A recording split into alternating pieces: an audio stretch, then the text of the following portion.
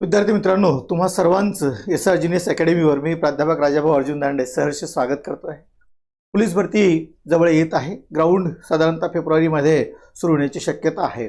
मग यावर काय करतो तर आपण ग्राउंड झाल्याच्या नंतर जी लेखी एक्झाम ताबडतोब 10 ते 15 दिवसात तुम्हाला होत असते, तर त्याची तयारी व्हावी म्हणून आपण काय करत आहोत तर सराव पेपर या ठिकाणी घेत आहोत। प्रत्येक जिल्ह्याचे आतापर्यंत झालेले जे पेपर आहेत त्याचं विश्लेषण आणि त्याचे जे काही ऑप्शन आहेत त्यांचे सुद्धा आपण विश्लेषण या ठिकाणी घेत आहोत। आपण अहिल्यानगरचा हा पेपर या ठिकाणी घेत आहोत। इथून 25 क्वेश्चन आपण रोजचे या ठिकाणी घेत असतो आणि त्यामुळे मुलांची काय तर अभ्यासाची चांगली तयारी होत असते।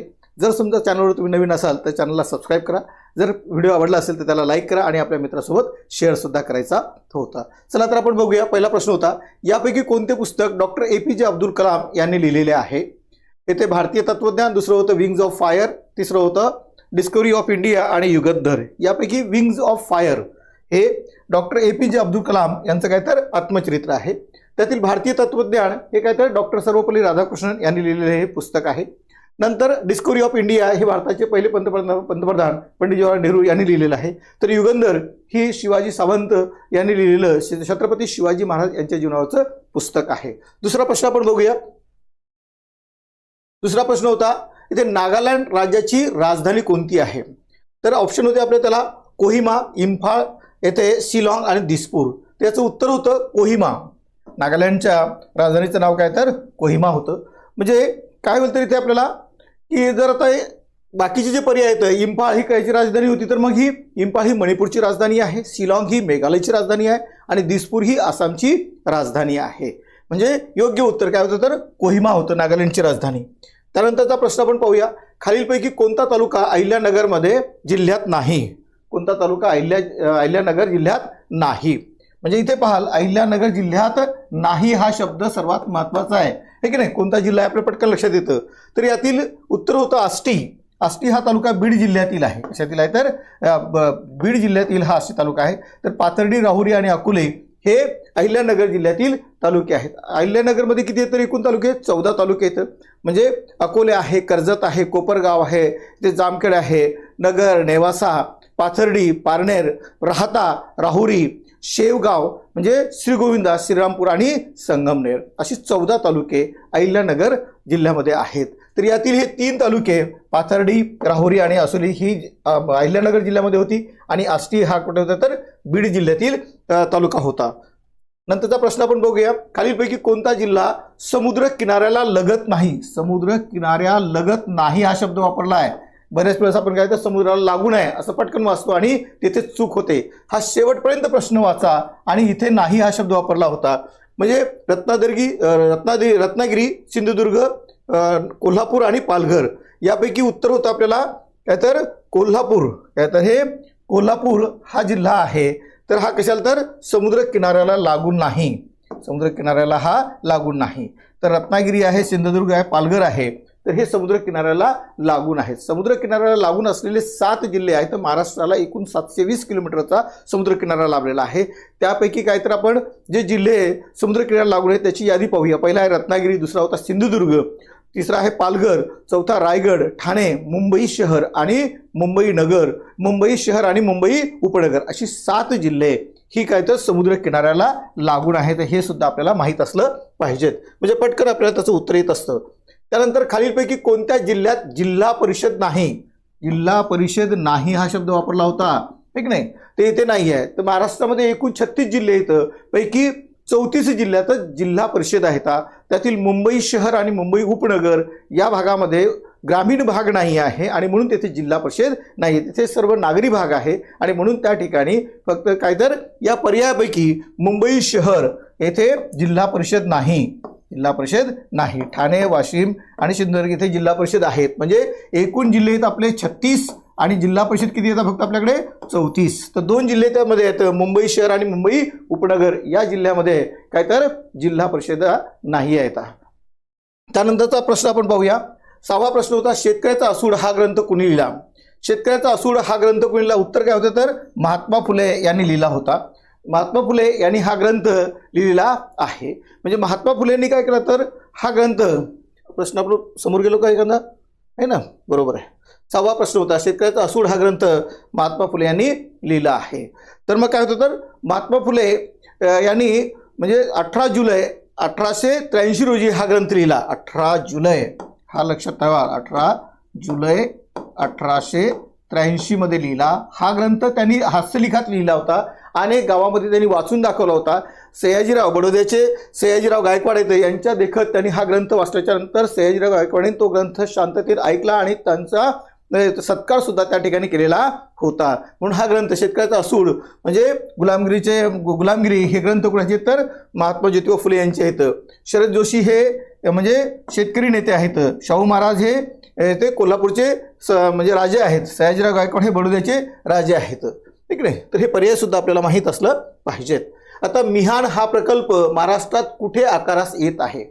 आता मिहान हा प्रकल्प महाराष्ट्रात नागपूर या ठिकाणी आकारात येत आहे. उत्तर काय तर नागपूर हा येत आहे. आता नागपूर हे महाराष्ट्रातील म्हणजे भारतातील मध्यवर्ती ठिकाण आहे आणि म्हणून मिहानचा काय उद्देश होता तर मिहान म्हणजे डॉक्टर बाबासाहेब आंबेडकर आंतरराष्ट्रीय विमानतळासाठी किंवा विमानतळ हा प्रकल्प राबवण्यात आलेला आहे. नागपुराच्या येथे भारताच्या मध्यवर्ती स्तराचा उपयोग करून म्हणजे रेल्वे, रस्ते व रेल्वे वाहतुकीचे जाळे जोडून रस्त्याच्या आंतरराष्ट्रीय विमानाचे येथे मोठे मालवाहतूक व प्रवासी वाहतूक केंद्राचे रूपांतर करणे हे मिहानचे प्रकल्पाचे मुख्य उद्देश आहे.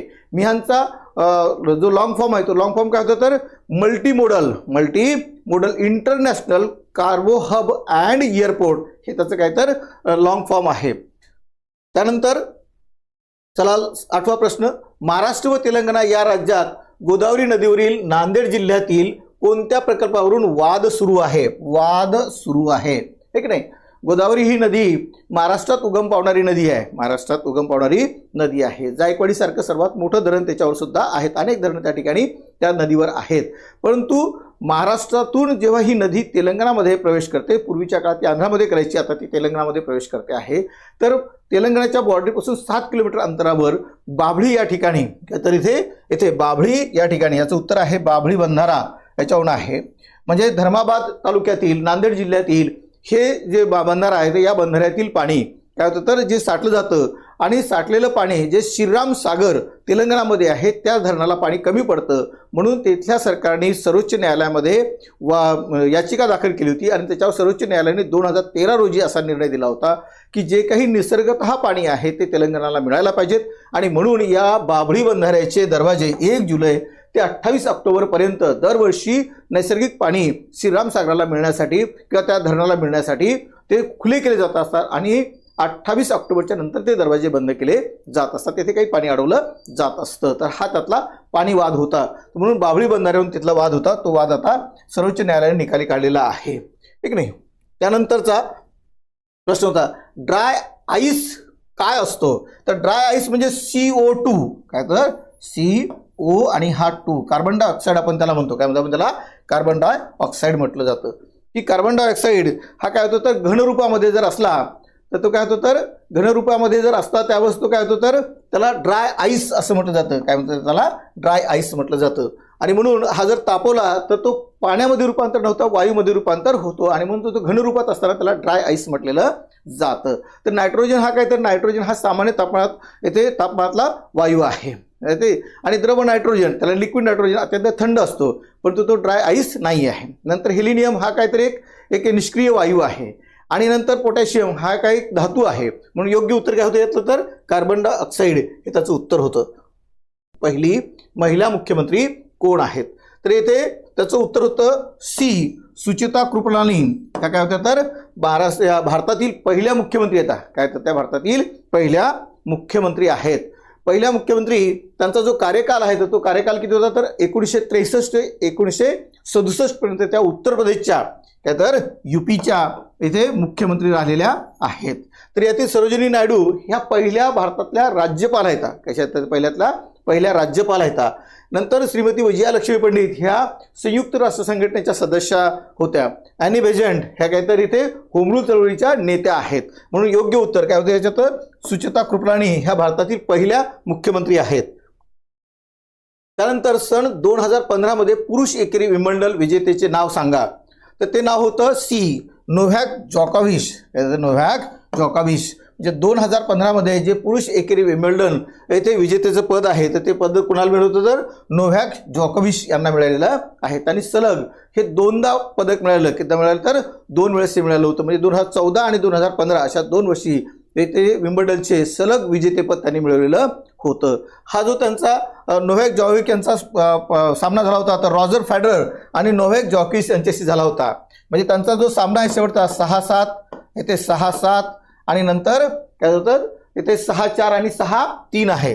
जे 6-4 आणि 6-3 इथे त्यांना काय तर विजेतेपद मिळालेलं होतं. अशा पद्धतीचा हा सामना झालेला होता. नंतरचा प्रश्न होता 12वा प्रश्न आपण पाहूया. इथे पंडित हरिप्रसाद चौसरिया खालीलपैकी कोणते वाद्य वाजवण्यासाठी प्रसिद्ध आहेत. म्हणजे पंडित हरिप्रसाद चौसरिया खालीलपैकी कोणते वाद्य वाजवण्यासाठी प्रसिद्ध आहेत.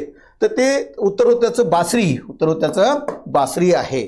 कारण की वीणा, तंतू, संतूर आणि सरोद हे काय तर तंतुवाद्य आहेत. हे कसे तर तंतुवाद्य आहेत. हे काय तंतुवाद्य आहेत.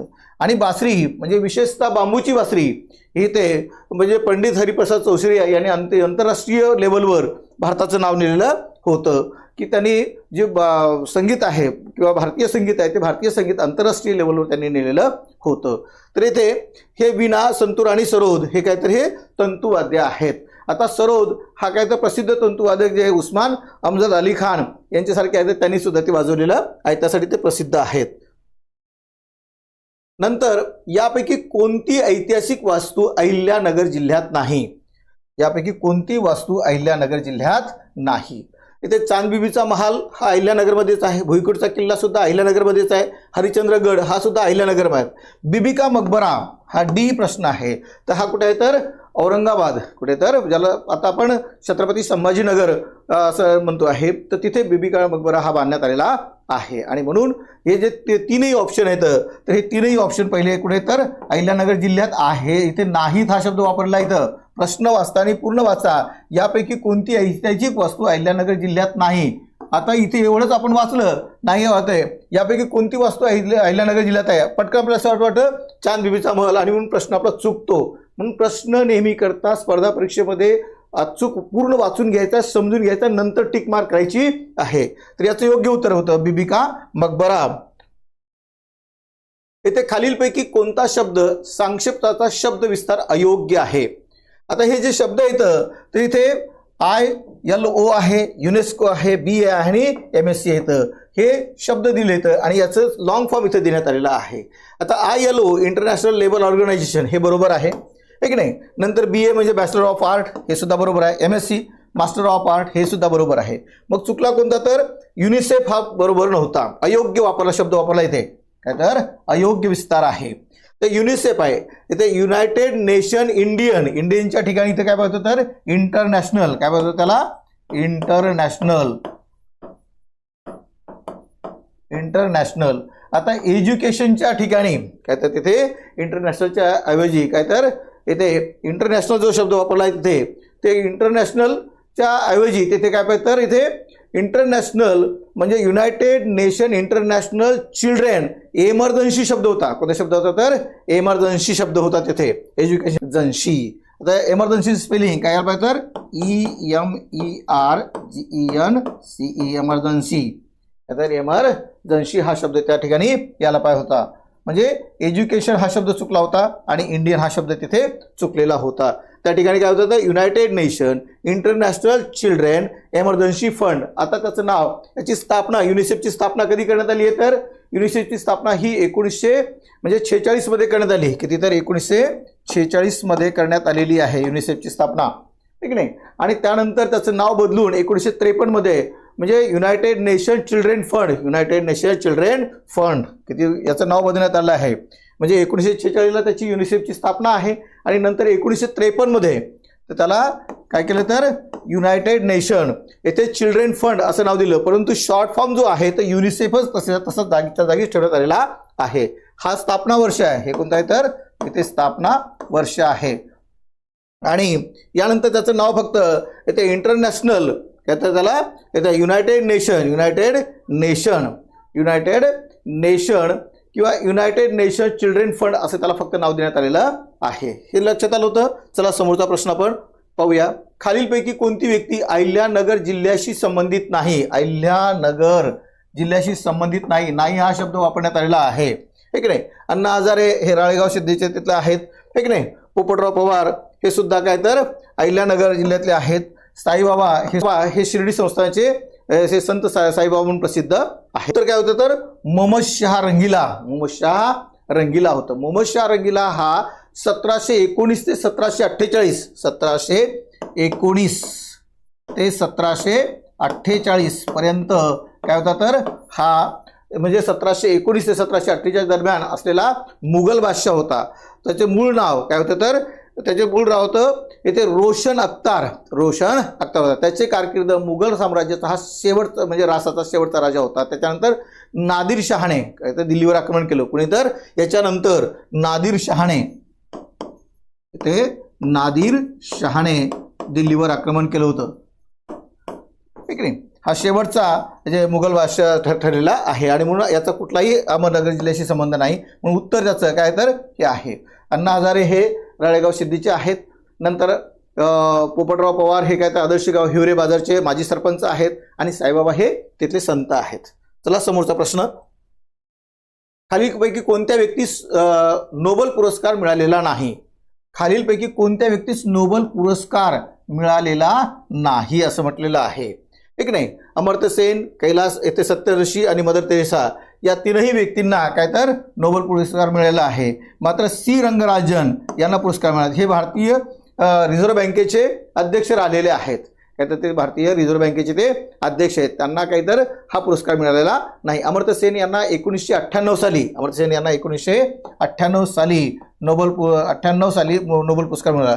कैलास सत्यार्थी यांना 2014चा नोबेल पुरस्कार मिळाला आहे, 2014चा नोबेल पुरस्कार. आणि मदर तेरेसा यांना काय तर 1979 मध्ये हा पुरस्कार मिळाला आहे, ठीक नाही. तर या तीनही व्यक्तींना पुरस्कार मिळाला होता. सी म्हणजे डी हे जे उत्तर आहे म्हणजे सी रंगराजन यांना हा पुरस्कार मिळाला नाही. समोरचा प्रश्न घेऊया, सध्याचे आरबीआयचे गव्हर्नर कोण आहेत? आजचे गव्हर्नर संजय मल्होत्रा आहेत, काय तर हे संजय मल्होत्रा आहेत. म्हणजे पुरुषोत्तम अग्रवाल, रघुरांजन, सी रंगराजन हे नाहीत. तर आताचे सध्याचे सध्या 2026ला जो आहे तर ते किती तर येथे संजय मल्होत्रा हे भारतीय रिझर्व्ह बँकेचे गव्हर्नर आहेत. संजय मल्होत्रा हे राजस्थानच्या केडरचे 1990च्या बॅचचे, कितीचे 1990च्या बॅचचे IAS अधिकारी आहेत, काय तर त्याला IAS अधिकारी आहेत. म्हणजे IAS आपण ज्यांना म्हणतो तर त्या अधिकारी राहिलेले आहेत. त्यांनी डिसेंबर 2024 पासून ते शक्तिदास, त्यांच्या अगोदर जे आरबीआयचे अध्यक्ष होते ते कोणते? शक्तिकांत दास होते. शक्तिकांत दास हे त्यांच्या अगोदरचे अध्यक्ष होते. त्यांच्यानंतर हा कारभार त्यांनी स्वीकारलेला आहे. नंतरचा प्रश्न, खालीलपैकी कोणते धरण अहमदनगर जिल्ह्यात नाही? खालीलपैकी कोणते धरण अहमदनगर जिल्ह्यात नाही? हा शब्द सर्वात महत्त्वाचा आहे. नाही जिल्ह्यात नाही आहे. पहा इथे अहमदनगर आलं, सॉरी इथे अहिल्यानगर असायला पाहिजे. काय पाहिजे ते? अहिल्यानगर जिल्ह्यात नाही. तर इथे उत्तर होतं पहिलं जायकवाडी. जायकवाडी हा प्रकल्प आहे तर छत्रपती संभाजीनगरमधील पैठण तालुक्यामध्ये हा सर्वात मोठा काय तर प्रकल्प, गोदावरीवरचा सर्वात मोठा प्रकल्प आहे. भंडारदरा, मुळा आणि निळवंडे हे तीनही प्रकल्प अहिल्यानगरमध्ये आहेत. आता तीनही प्रकल्प हे अहिल्यानगरमध्ये असल्या कारणानं आता याच्यातला जो भंडारदरा जो प्रकल्प आहे तर तो कोणत्या नदीवर आहे तर प्रवरा नदीवर आहे. नंतर दुसरा जो आहे मुळा जो प्रकल्प आहे तर तो कशानंतर मुळा नदीवर आहे. आणि निळवंडे हा प्रकल्प सुद्धा प्रवरा नदीवर आहे. हा कोणता आहे तर प्रवरा नदीवरच आहे, है की नाही. आणि जायकवाडी हा प्रकल्प काय तर येथे गोदावरी नदीवरील काय तर छत्रपती संभाजीनगर जिल्ह्यातील पैठण तालुक्यामध्ये आहे. खालीलपैकी कोणत्या जिल्ह्याची सीमा अहिल्यानगर जिल्ह्यास लागून नाही? आता यापैकी कोणते जिल्ह्याची म्हणजे नगर जिल्ह्याची अहिल्यानगर जिल्ह्यास लागून नाही आहे. तर या ठिकाणी आपल्याला माहित पाहिजे की अहिल्यानगरला किती तर 8 जिल्ह्यांच्या सीमा लागून येतात. किती जिल्ह्यांच्या? 8 जिल्ह्यांच्या सीमा लागून आहेत. ते जिल्हे कोणते कोणते तर पुणे, सोलापूर, जळगाव, नाशिक. पुणे, सोलापूर, जळगाव, नाशिक. छत्रपती संभाजीनगर, बीड, सातारा आणि सोलापूर या 8 जिल्ह्यांच्या सीमा लागून येतात. मग याच्यातलं उत्तर काय तर धाराशिव म्हणजे सध्या उस्मानाबाद जो पूर्वीचा जिल्हा होता तो आता धाराशिव आपण ज्याला म्हणतो, तर हे उत्तर आहे की या जिल्ह्याची सीमा अहिल्यानगरला लागून नाही आहे. प्रश्न क्रमांक 20, ते शेतीसाठी उपयुक्त असे येथे व्हर्मी कंपोस्ट हे खत कोणत्या कृमीपासून मिळते किंवा मिळवले जाते. आता इथे होतं पायला, गांडूळ, नेरीस आणि लीच. तर याच्यातून काय तर आता व्हर्मी कंपोस्ट हे गांडूळपासून मिळवलं जातं. कशापासून मिळवलं जातं तर गांडूळ यापासून मिळवलं जात असतं. आता याच्यातला जो पायला जो कृमी आहे तर हा काय तर गोगलगाईचा प्रकार आहे. नेरीस हे एक सागरी कृमी आहे, हा काय तर सागरी कृमी, आणि लीच हा काय तर परजीवी कृमी आहे आपण ज्याला म्हणतो. तर यापैकी जे करेक्ट उत्तर होतं ते गांडूळ आहे. कारण का गांडुळामुळे काय होतं तर कंपोस्ट म्हणजे गांडूळ सेंद्रिय पदार्थ खातात. गांडूळ काय करतात तर सेंद्रिय पदार्थ खातात आणि त्यांच्या विष्ठेतून जे अत्यंत सुपीक खत तयार होते ते शेतीसाठी फारच उपयुक्त असते. आणि म्हणून व्हर्मी कंपोस्ट हे खत कशापासून मिळतं तर गांडूळ या कृमीपासून मिळवले जात असते. 21वा प्रश्न, आशिया खंडातील सर्वात पहिला सहकारी साखर कारखाना कुठे आहे. आता आशिया खंडातील सर्वात पहिला सहकारी साखर कारखाना हा प्रवरा नगरमध्ये आहे. कुठे आहे तर प्रवरा सहकारी साखर कारखाना लिमिटेड असेही नाव आहे, ठीक नाही. तर हा कारखाना त्या ठिकाणी या संगमनेर सुद्धा इथे सुद्धा कारखाना आहे, श्रीगोंदा इथे कारखाना आहे, कोपरगाव या ठिकाणी सुद्धा कारखाना आहे. पण उत्तर आपल्याला कोणतं होतं तर बी, प्रवरा नगर हा आशिया खंडातील सर्वात पहिला सहकारी कारखाना आहे.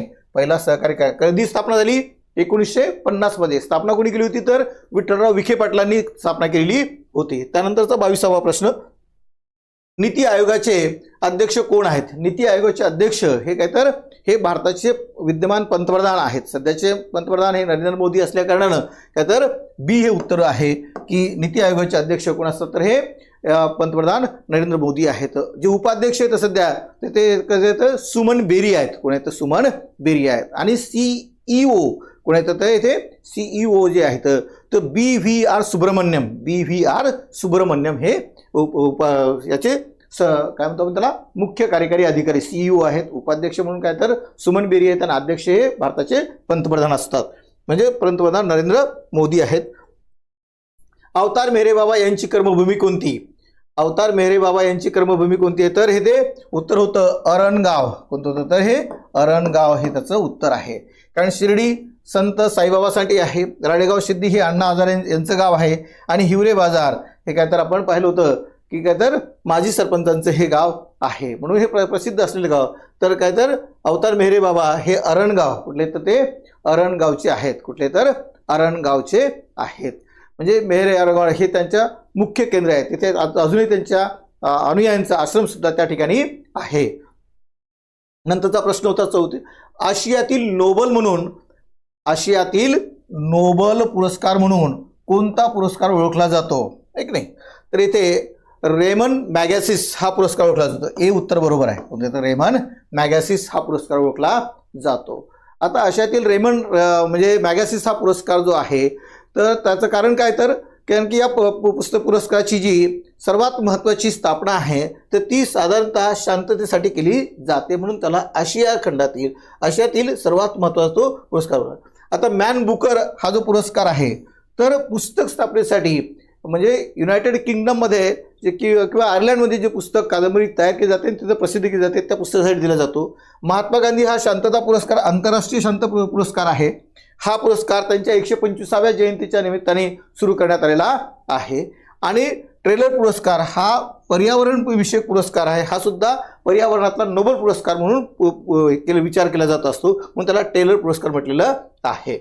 तर आपलं उत्तर काय होतं तर येथे आशियातील नोबेल पुरस्कार म्हणून रेमन येथे मॅगॅसिस आहे. रेमन मॅगॅसिस हा पुरस्कार आहे. आता मधुमेह विकाराचा रिकाम्या जागांचा वापर केला जातो. आता मधुमेह म्हणजे डायबिटीज आपण ज्याला म्हणतो, काय म्हणतो त्याला डायबिटीजमध्ये काय केलं जातं तर इन्शुलिन्स काय केलं जातं तर इन्शुलिन्स त्या ठिकाणी वापरलं जातं. म्हणजे इन्शुलिन्स त्या ठिकाणी वापरून त्या ठिकाणी काय केलं जातं तर येथे मधुमेह असलेल्या रुग्णांच्या शरीरात काय केलं जातं तर रक्तातील साखरेचे प्रमाण नियंत्रित करण्यासाठी इन्शुलिन्स या संप्रेरक म्हणजे त्याला हार्मोन्स आपण ज्याला म्हणतो तर त्याचा वापर केला जातो. आता इतर पर्याय आपण ज्याला म्हणतो तर इंटरफेरॉन्स. आता इंटरफेरॉन हा विषाणूजन्य संक्रमणात उपचारासाठी वापरला जातो. येथे नंतर दुसरं होतं येथे सुमॅटोस्टॅटिक हे वाढीच्या संप्रेरकासाठी म्हणजे ग्रोथ हार्मोन्ससाठी वापरलं जात असतं. आणि इरिथोपायटिन्स हा लाल रक्तपेशीच्या निर्मितीसाठी म्हणजे आपण त्याला RBC आपण ज्याला म्हणतोय तर त्यासाठी वापरला जातो. विशेषतः ॲनिमियाच्या रोगाने जे काही लोक आजारी असतात त्यांच्या रक्त वाढीसाठी हे संप्रेरक वापरलं जात असतं. म्हणून मधुमेहाच्या विकारासाठी कोणतं संप्रेरक वापरलं जातं? इन्शुलिन्स हे संप्रेरक वापरलं जात असतं. अशाच रीतीचे आपण रोज 25 प्रश्न घेऊन तुमच्यासाठी येत असतो. तर जर समजा चॅनलला तुम्ही जर नवीन असाल तर चॅनलला सबस्क्राईब करा, लाईक करा आणि आपल्या मित्रासोबत हा व्हिडिओ शेअर करत चलाल. थँक्यू.